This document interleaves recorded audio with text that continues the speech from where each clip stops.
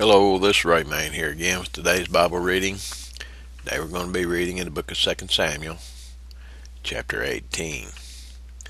And David numbered the people that were with him and set captains of thousands and captains of hundreds over them.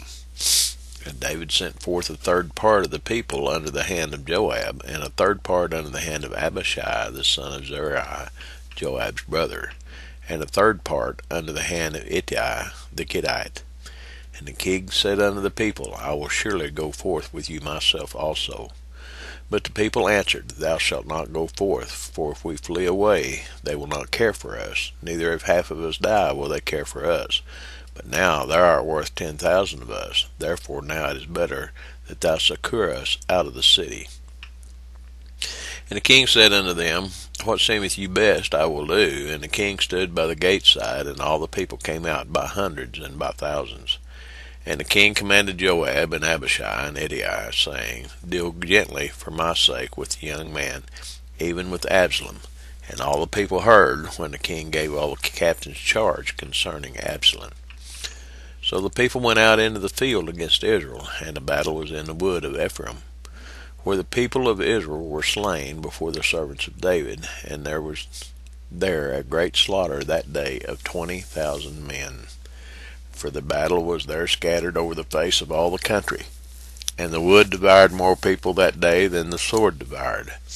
And Absalom met the servants of David. And Absalom rode upon a mule, and the mule went under the thick boughs of a great oak, and his head caught hold of the oak, and he was taken up between the heaven and the earth, and the mule that was under him went away. And a certain man saw it, and told Joab, and said, Behold, I saw Absalom hanged in an oak.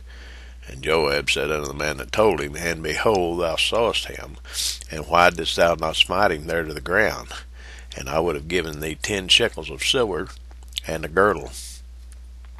And the man said unto Joab, Though I should receive 1,000 shekels of silver in mine hand, yet would I not put forth mine hand against the king's son. For in our hearing the king charged thee and Abishai and Ittai, saying, Beware that none touch the young man Absalom.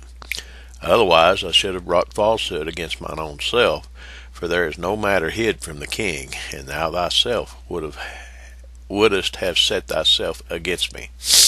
Then said Joab, I may not tarry thus with thee. And he took 3 darts in his hand, and thrust them through the heart of Absalom, while he was yet alive in the midst of the oak. And 10 young men that bare Joab's armor compassed about, and smote Absalom, and slew him. And Joab blew the trumpet, and the people returned from pursuing after Israel, for Joab held back the people. And they took Absalom, and cast him into a great pit in the wood, and laid a very great heap of stones upon him, and all Israel fled every one to his tent. Now Absalom in his lifetime had taken and reared up for himself a pillar, which is in the king's dale, for he said, I have no son to keep my name in remembrance.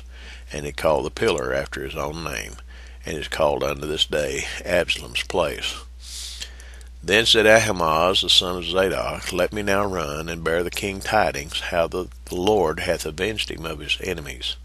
And Joab said unto him, Thou shalt not bear tidings this day, but thou shalt bear tidings another day. But this day thou shalt bear no tidings, because the king's son is dead. Then said Joab to Cushai, Go tell the king what thou hast seen. And Cushai bowed himself unto Joab, and ran. Then said Ahimaaz the son of Zadok yet again to Joab, But howsoever let me, I pray thee, also run after Cushai. And Joab said, Wherefore wilt thou run, my son, seeing that thou hast no tidings ready? But howsoever, said he, let me run. And he said unto him, Run.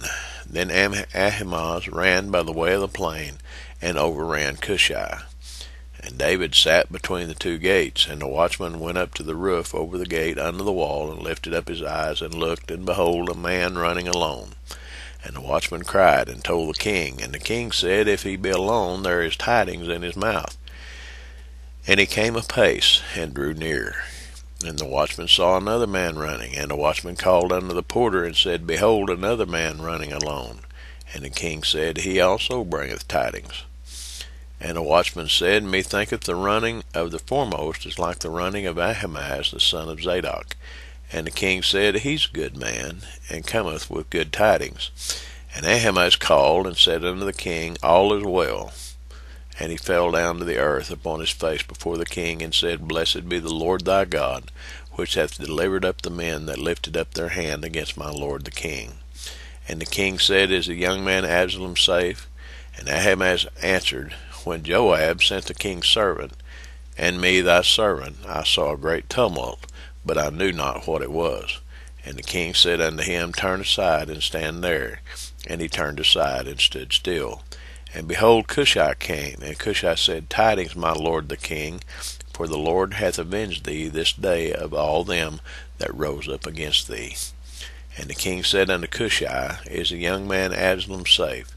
And Cushai answered, The enemies of my lord the king, and all that rise against thee, to do thee hurt, be as that young man is. And the king was much moved, and went up to the chamber over the gate, and wept. And as he went, thus he said, O my son Absalom, my son Absalom, would God I had died for thee, O Absalom, my son, my son. So we see several things here in this chapter. Absalom had come to an end. He had, as been said before, he had gotten so proud of himself. He called himself to be king, even against his own father. And this is the end of Absalom. We see men. Joab was David's primary general, commander of his armies. He had commanded him and the other two men to, whatever they did, to not lay hands on Absalom to save his life. Joab took that into his old hands, and there's a payment upcoming for that. But he disobeyed the king and caused the death of Absalom when he could have captured him. Then there's another story inside of the story. There was two men that ran. One was sent with the message. Two that were sent with the message. One was sent, and one wanted to go. Now I want to tell you a little something about what I see in this part of this story that's relevant to today. One was sent, and one wanted to take the message. There's a lot of men today, and women, that are wanting to carry the message, but God hasn't given them the message. But there are some messengers out here that are sent by God that actually have the message. There are some men that want to have the message, that want the fame, that want the notoriety, that want people to look up to them as having a message from the Lord, but they don't have it. The ones that do have the message, the ones that have been sent, they have a different attitude. All they want is to serve the Lord. They don't need the reputation. They don't want it. They just want to serve the Lord. I might ask you this today, something to ponder before the lesson tomorrow, for the rest of the day. Are you sent, or are you just wanting to go? Which is it? God bless you. Have a blessed day.